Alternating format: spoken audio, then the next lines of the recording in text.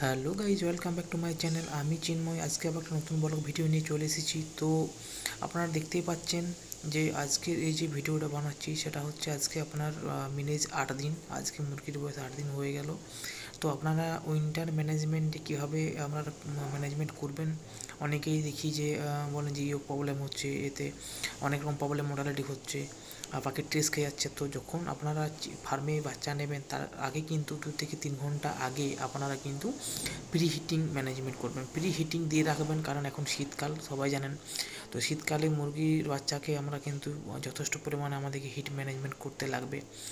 Hit management যদি করতে পারি আমরা, তাহলে কিন্তু যে ট্রেস খেয়ে যাচ্ছে যেসব বাচ্চাগুলো, সেগুলো কিন্তু আমরা আবার কিন্তু ভালোভাবে ফিরিয়ে নিয়ে আসতে পারবো।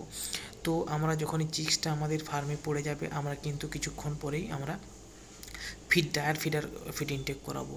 তো পেপার ফিডিংয়ে যেটা বলা হয় পেপার ফিডিং, দেখুন অ্যাকচুয়ালি ব্রুডিং পিরিয়ডে ডে 1 থেকে ডে 7 পর্যন্ত আমরা যদি পাখিকে ভালোভাবে ওয়াটার ইনটেক এবং ফিড ইনটেক করাতে পারি না, তাহলেই কিন্তু দেখুন পাখি একদম কিন্তু ভালো সুস্থ রয়েছে। তো আমাদের এই 7 থেকে 10 দিন, আমাদের এই 10 দিন যে আমরা যদি ভালোভাবে ম্যানেজমেন্ট করি, 7 থেকে 10 দিন ম্যানেজমেন্টটা খুব ইম্পর্ট্যান্ট। আপনারা কিন্তু ভালোভাবে এই ম্যানেজমেন্টগুলো করুন, আপনাদের পাখি কিন্তু ভালো থাকবে। এবং 0 ডেজ থেকে আপনারা কিন্তু নিও প্লাস বা যেটা আমরা নিওডক্স বলে থাকি, এটা কিন্তু আপনারা ইউজ করবেন, যেটা আপনার 1 গ্রাম 1 লিটার জলে 1 গ্রাম করে আপনারা কিন্তু এইটা ড্রিঙ্কার ডোজ হিসাবে ইউজ করবেন। দেখবেন আপনাদের কিন্তু ইয়ক ইনফেকশান আসবে না। ইয়ক ইনফেকশান তখনই আসে যখন আপনার ফিড ইনটেক করছে না, জল কম খাচ্ছে। একটা কথা মাথায় রাখবেন, একটা ফার্মে আপনার যদি 1 কিলো ফিড খায়, তাহলে 1 কিলো ফিড হিসাবে আপনার কিন্তু 3 লিটার জল কিন্তু আপনাকে কনজাম্পশন করতে হবে। অর্থাৎ আপনার ফার্মে যদি 80 কিলো ফিড খায় একদিনের কনজাম্পশন, তাহলে কিন্তু আপনার 240 লিটার জল কিন্তু কনজাম্পশন করাতেই হবে। সেটা আপনার নর্মাল জল না খেলেও আপনাকে HCl বা লেবু জল বা আপনি টক দই জাতীয় জিনিস দিয়ে মানে টেস্টফুল করে আপনার কিন্তু পাখিকে ওয়াটার কিন্তু ইনটেক করাতেই হবে। জল যদি না খায়, আপনি এখন বুঝতে পারবেন না, কিন্তু আপনার 7 থেকে যেই 10 দিন ক্রসিং হয়ে যাবে, 12-13 দিন থেকে কিন্তু আপনার কিডনি ইকোলাই এগুলো কিন্তু আস্তে আস্তে কিন্তু প্রবলেম দেখা দিবে। সেটা কিন্তু সবথেকে ফার্মে কিন্তু ক্ষতিকারক জিনিস। অতএব কারণ আপনাদেরকে মনে রাখতে হবে, আমরা যদি ব্রুডিং পিরিয়ডে ভালোভাবে আমরা ম্যানেজমেন্ট করতে পারি, অর্থাৎ হিট দিতে পারি, পাখিকে খাবার খাওয়াতে পারি এবং আমরা ওয়াটার ইনটেক করাতে পারি, এই সব ম্যানেজমেন্ট যদি আমরা ঠিকঠাক করি, তাহলে কিন্তু আমাদের মর্টালিটি কিন্তু অনেক কম হবে। আমরা ফার্ম থেকে ভালো কিন্তু রেজাল্ট করতে পারবো। এখন আমাদের শীতকাল, আমরা এখন এখানে ডবল মুনাফা করার চেষ্টা করব, যাতে করে আমরা এখানে ভালো একটাভাবে মুনাফা তুলতে পারি। তো তার কারণ আমাদেরকে 7 থেকে 10 দিন যদি আমরা ভালোভাবে এখানে ম্যানেজমেন্ট করে দিই, তাহলে কিন্তু আমাকে আর দেখতে হবে না। আর সব থেকে বড় কথা যেটা আমার অনেক ফার্মার বন্ধুরা বলছেন, যে পর্দা ম্যানেজমেন্ট। ওপেন ফার্মে পর্দা ম্যানেজমেন্ট, আপনারা 2 ফুট থেকে 2.5 ফুট নিচে সবসময় পর্দা রাখবেন।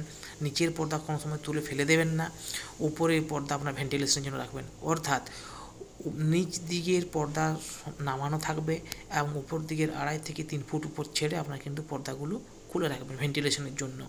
যদি দেখেন আপনার ফার্মে রোদ ঢুকছে, তো যেভাবে রোদ হচ্ছে সেভাবে আপনি কিন্তু সেটাকে লক্ষ্য রাখবেন কোন সময় রোদ আছে না আছে। এবং বেসিক্যালি ইভেন 5টার পর দিকে দেখবেন আস্তে আস্তে কুয়াশা আসে, সেই কুয়াশা যেন আপনার ফার্মে খুবই কম ঢুকে, সেটা আপনাকে লক্ষ্য রাখতে হবে।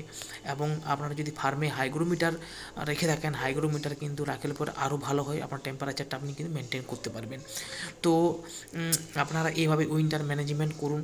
এবং এই সময় যেটা আপনার ডে 1 থেকে ডে 7, 1 থেকে 3-4 দিন আপনারা নিউ প্লাস চালাবেন, বেশি কিছু চালানোর দরকার নেই। সেফগার্ড চালাবেন, আইভি শাইল্ড চালাবেন নিজের TDS হিসাবে, কেউ 300 লিটার একটা, কেউ 350 লিটার একটা ট্যাবলেট হিসেবে চালাবেন আপনারা। এবং এসিটা জল শোধন সব থেকে মাস্ট। আপনারা জানেন যে জল ব্যাকটেরিয়া জাতীয় যেসব যে ইকোলাই রোগ আছে, সেটা কিন্তু জল থেকে আসে, জলবাহিত রোগই বলা হয় এটা। তো ওটার জন্য পাইপলাইন আপনাকে ওয়াশ করতে হবে H2O2/Cl দিয়ে, এগুলো আপনাকে করতে হবে। এইসব জিনিসগুলো আপনি বা আপনারা সবাই করে যান। আপনারা করলে পরে অবশ্যই এটাতে রেজাল্ট আসবে, আমি বলছি আপনার রেজাল্ট আসবে। এখন খুব দুর্দান্ত সময়, আইবি গ্রুপের বাচ্চা যে আছে আইবিতে, সবাই জানে যে শীতকালে কিন্তু ভালো ফার্মাররা পয়সা পায়।